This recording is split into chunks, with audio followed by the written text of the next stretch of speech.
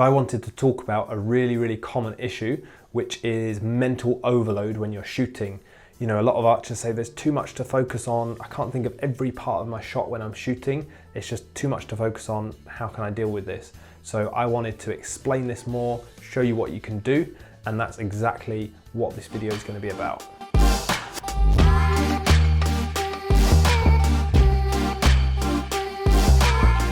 So the first step to this is when you're kind of feeling a bit overwhelmed like this and there's too many things to focus on, the first step is to realize this is normal and absolutely everyone gets this. World champion archers, you know, professional archers, everyone, and I'm talking everyone feels like this at some point, and it's most common when you're learning a new skill. So because this is most common exactly in beginners, because obviously they're learning the whole sport for the first time, there's so many new things to learn, super common with beginners. And also when someone's trying to learn a new skill or do a big change in their technique, something like that, it's really common as well. So basically understand that it's okay, and then we can work to prioritize what you need to work on and get some clear action so you don't feel overwhelmed anymore. So the first step is to write down what you're feeling is difficult. So I'll start with a super common example for maybe an intermediate archer. A very common one is that they might say, okay, when I focus, I want to improve my release. My bow side is generally good. It's okay. I want to focus on my release. When I focus on my release side, my bow side becomes not great. When I focus on the bow side, the release side kind of loses. I lose focus on that. So I'm kind of going around in circles because when I focus on one, I lose focus on the other, and I don't want that part of my shot to get worse. And how can I do this? So this is really common. So write it down. Write down exactly what you're struggling with. If it's this, then obviously just copy what I just said, but write down exactly what it is.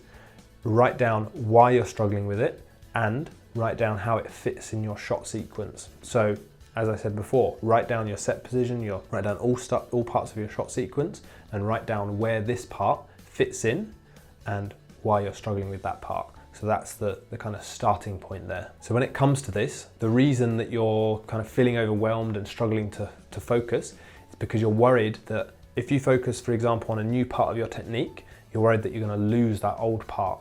So what you want to do when you're writing it down, you write down your shot cycle and you write down every part of your technique that's important and every stage of your technique. This is your shot cycle. So what this allows you to do, and this is what I've said before, this is really important. What this allows you to do is it allows you to get all your thoughts down on paper, much like a to-do list or whatever. It allows you to get all those thoughts down on paper so you don't have to keep them floating around in your head, worried that you're going to forget about the set position, or you're going to forget that thing you were working on last week. You're going to forget, how you're drawing the bow or something. You can write them down so you're not worried you're going to forget them, and it leaves you with 100% energy so that you're going to focus on what you want to focus.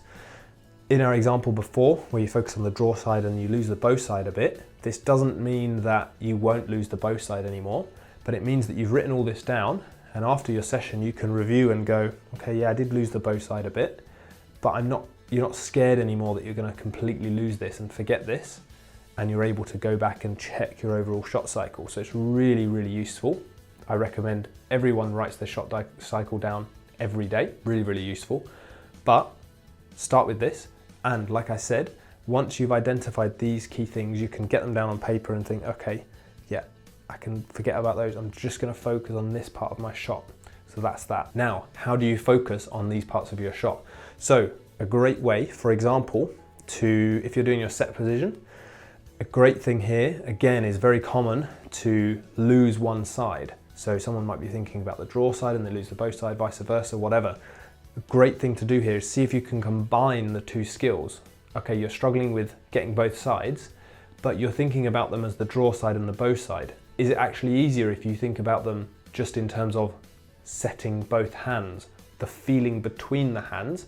Can you incorporate both those parts into one thing? Then you're still only focusing on one thing, but when you do that one thing, that ensures that the other two things are there. So this is a really great way to make sure you incorporate these things into your shot cycle and make sure that you don't forget, certain aspects of your technique. Another thing that's really key here, and you've probably got bored of me saying this, For example, if you're working on changing how you open the bow, if you do this in your normal shot and you work on opening the bow in a new way, you're probably going to lose some of the other parts of your shot. So it's great to work on this with a band. Work on, okay, I'm coming up now, and rather than keeping the hand close to the arm here, normally I'd keep the hand close to the arm, I'm going to work on having the hand a little bit further away and keeping this straight. So rather than just going straight to the bow, do this with the band first and do it in slow motion, look and go, okay, yeah, I can see that. That's a good distance. That's a little bit further than it was before, so I'm keeping that flat. That's nice. Do it with the band and learn that part and learn how to put it into your shot. Then when you're shooting, it's much easier to keep both of them rather than feeling like there's too many things to focus on and you're trying to focus on this, but then you lose that because you haven't placed it in your shot cycle. So that's the key thing, is placing the new technical skill that you're doing, the new technique change, whatever. You need to place it in your shot cycle. So you're still, when you're doing your shooting, your training, you're still doing the other parts of your shot routine, but you are then implementing this, and this is your main focus. So this is taking maybe, most of your energy, 80% of your energy focusing on here, but earlier in the shot, you've still got, the capacity to think about those things. If you're thinking about expansion here, before that, you still focus on the rest of your shot. You don't want to lose this just because, your expansion is your focus later on. So place your technique into your shot cycle. Also, this plays into what I was talking about the other day in a separate video, and that is visualization. You can very often, almost 100% of the time, if you just sit down and visualize the technique that you want to do, this new technique you've learned, visualize where you're placing it in your shot cycle, how it goes in hand with the other parts of your shot cycle. Just sit down and visualize this. 5 minutes, 10 minutes, 20 minutes, 30 minutes will have a massive impact, will be really, really good, and will make it much more likely that you won't feel overwhelmed. So that's really useful. But let's say you're not actually working on a new part of your technique. You're just trying to, regain the feeling that you lost. So say you were shooting well, and then you kind of lost that feeling for a week, and you're trying to regain that feeling. You're just going through your shot cycle, but there are too many things to focus on. There are too many things that you need to do and learn. Visualization is the answer here. And again, visualization, TheraBand work, basically you're slowing down everything so you can think through it in, your own speed. If you played a musical instrument, you wouldn't try and play, Flight of the Bumblebee at full speed when you first learn it. So you would obviously learn the individual, skills, and then you would learn maybe that piece you would learn slower. So this is effectively slowing it down. Visualization, TheraBand work, this is slowing it down so you have time to process and think what you're doing. So visualize, make sure you know each step and put it into your shot cycle. Finally, when you're feeling like this, when you're feeling overwhelmed, a break is often great and often the best thing that you can have. So don't beat yourself up. Like I said, it's very common, but sometimes having a break can really give you that mental space and kind of recovery and relaxation to allow you to kind of do this better next time. So sometimes having a break is the best thing.